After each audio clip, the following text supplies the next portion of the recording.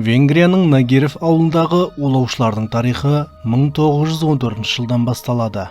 Дәл сол кезде Нагиревтен періште жасаушылар деген лақап алған бір топ әйелдер кісі өлтіреді. Кейінгі жылдары олар ауылдың бүкіл еркек халқын түгел дерлік қырып тастайды.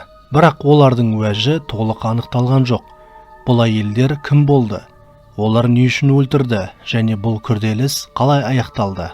Достар, арнаға 80% көрермен тіркелмей қарайды. Арнаға жазылып, лайк пен пікір қалдыруды ұмытпаңыздар.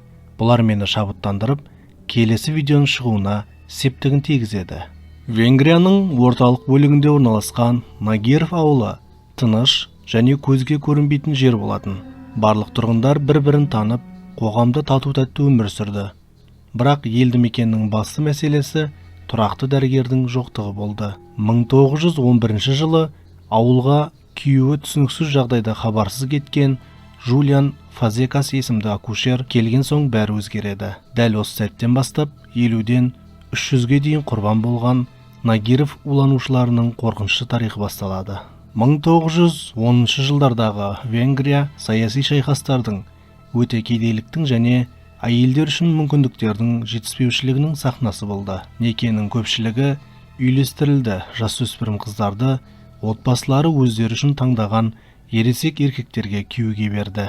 Әйелдердің дауыс беру құқығы болмады, ал ажырасу тіпті отбасындағы зорлық-зомбылық жағдайында да заңды болмады. Сондықтан жергілікті әйелдердің көпшілігін өздерінің деспот және сүймейтін еркектер тұтқынға алады. Бірінші дүниежүзілік соғыстың басталуымен Нагиревтің бүкіл ер халқы майданға аттанады. Көп ұзамай ауыл маңында тұтқындар лагері құрылады. Күйеулерсіз қалған әйелдер алғаш рет еркіндікті сезінеді. Көп ұзамай олардың көпшілігі тұтқынға түскен шетелдіктермен қарым-қатынаста болады. Бұл қалаусыз жүктіліктің көбеюіне әкеліп, азғындық фактісін жасыру үшін жергілікті тұрғындар жасырын түсік жасатқан Жулиан Фазекасқа жүгіне бастайды. Акушердің қызметі назардан тыс қалмайды. Ол заңсыз түсік жасаған үшін бірнеше рет сотталады. Бірақ ол бүкіл ауылда медициналық білімі бар жалғыз адам болғандықтан жазадан құтылады. Сонымен бірге оның беделі де өсті. Ризашылық білдірген әйелдер құтқарылуды және жақсы өмірге деген жолды көреді.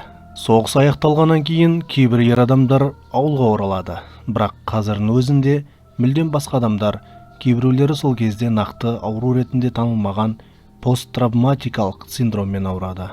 Басқалары ауыр жарақат алады. Әйелдеріне одан да қатыгез және агрессивті болады. Сонымен қатар Нагирев әйелдерінің күйеулерінің көпшілігі асыраушыдан асырандыға айналады.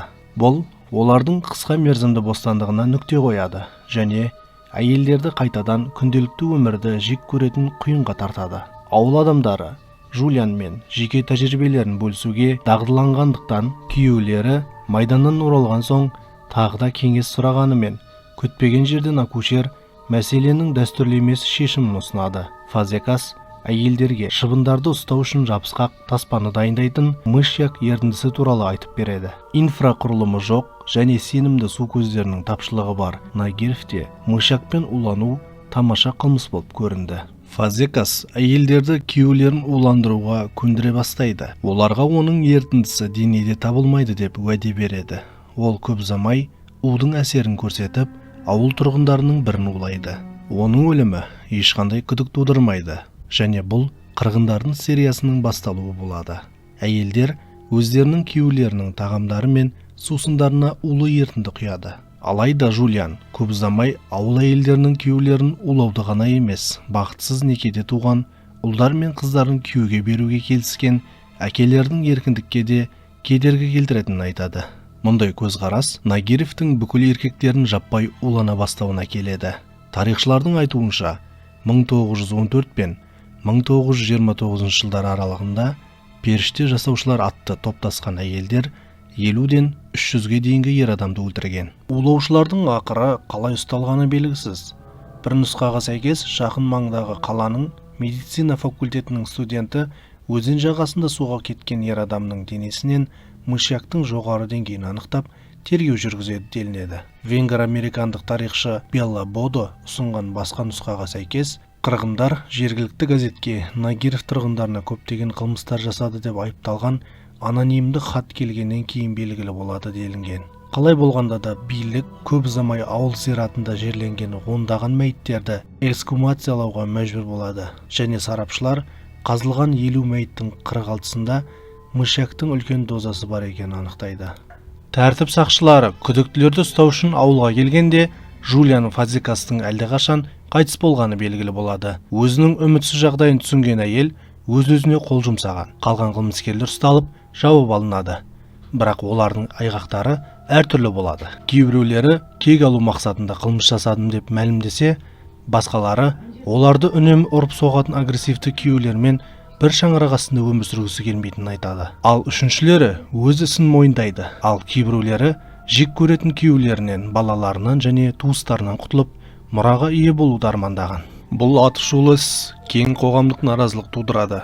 Жұртшылық қарапайым ауыл әйелдері қалай салқын қанды өлтірушіге айналып, Нагировтың бүкіл еркектерін жойып жіберді деп таңғалады. Дегенмен, әйелдердің өздері істеген істеріне өкінген жоқ. Сот барысында олар өздеріне тиісті нәрсені істегендерін айтады. Нәтижесінде 8 ауыл тұрғыны өлім жазасына кесіледі, бірақ 2-і ғана өлім жазасына кесіледі. Ал тағы 12 адам бас бостандығынан айырылады. Бүгінде Нагировтың оқиғасы аңызға айналып үлгерді.